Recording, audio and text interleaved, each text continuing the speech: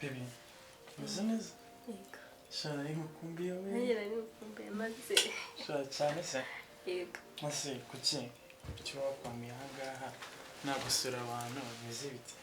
Singiye uragusura. Tukurikiye aho. Ndagusura ukurikiye. Byari. Ejo. Ntabwo nkumva. Ntabwo nkumva. Komwe.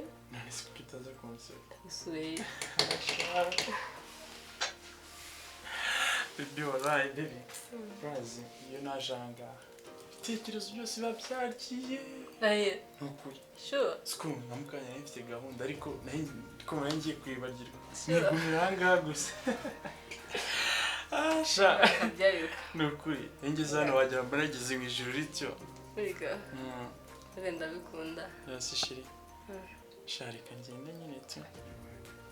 Sikia kano kanya. Sibyo. Sikia kanya. Kareka. Ahubwo tugiye kujyana merekezi. Ntabwo ndemeye. Igube. Sibyo. Ndeba mu maso. Haguruka. Subize. Ndagukunda. Ndabizi. Ariko ngende rero nzagaruka undi munsi. Nta kibazo. Shaka inkweto nyine utere mu merekezi cyo sibyo. Nta kibazo. Ariko uzagaruka. Nzagaruka ariko uzabanza. Nta bindi hanze ejo. Uzazisha. Wow, good, welcome. Ariko amerekeza.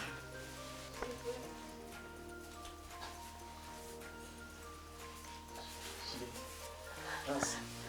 Sharika ngende. Sana barashaka kugenda. Ariko amerekeza uzagaruka. Shiri ndazi singenda. No. Oya singenda. Urashaka ko ngenda? Kaho rero twayere twite. Oya, yatugenda. Sibyo? Kibazo. Mbari mu cyo nanjye mfite phone ndetse ikintu cyo.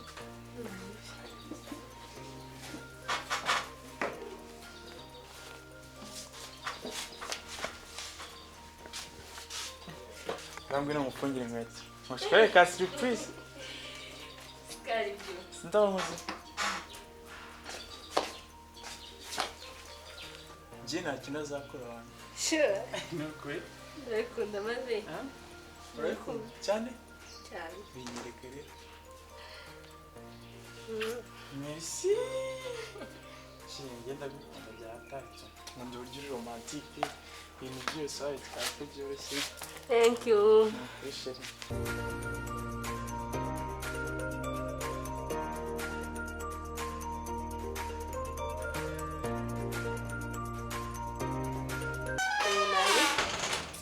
Ariko wazi hano iwanyu ndakunda kabisa. Ufite geto nziza. Uzagaruka.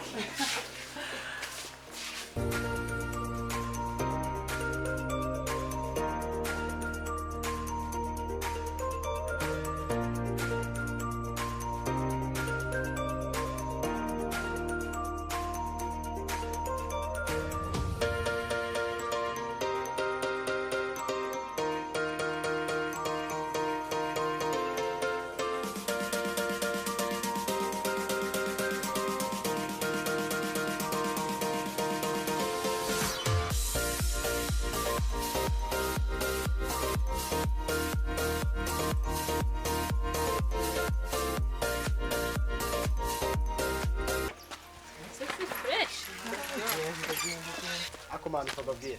Muri kubona ukuntu Covid man yigize nabi muri iyi minsi. Ya blaza wabireka man. Ejo bundi yari ndambitse hasi gute wallahi gutya. Danje ngeta kubwiye. Man, ibintu nabyo munsi. Ikizi.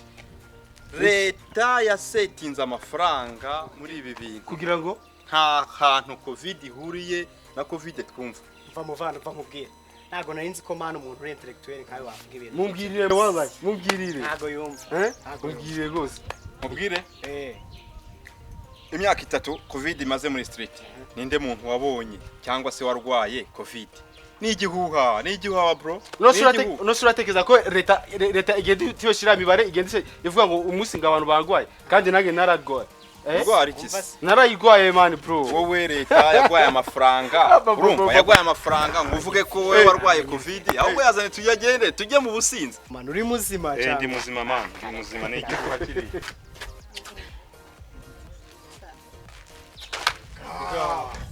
iki se rebera bari ibyo asha buraya bwarateye Mike jya undebera ase ubundi ushinzwe iki ubu nge numiwe Yerekana n'utuntu tw'udukuru niko twabaye. we hashinzwe iki Abona ubundi ubwo mwebwe mwebwe. mufata mugasomana na Ushinzwe iki? covid Ntacyo bita ku bibazo Iherereye, byawe iherereye. ufite ku bibazo byawe mwe muba murimo mugenda mu Ah, nta mico y'ibikuri. Nta mico y'ibikuri. jya mwumva jya oya mwumva oya oya murasekeje cyane murasekeje cyane Mike jya undebera wayibonye eh aba bantu bakwiriye kujyanwa muri iri hafi bageyo kabisa bageyo birakwiye pe ariko se sinababwiye nta Kandi covid iriho abantu bari kwirirwa abantu basomanana mu muhanda covid yahiye abasaza mwemere nta covid noneho urabashyigikiye ndabashyigikiye nta covid iriho andagani Eh, eh. andagani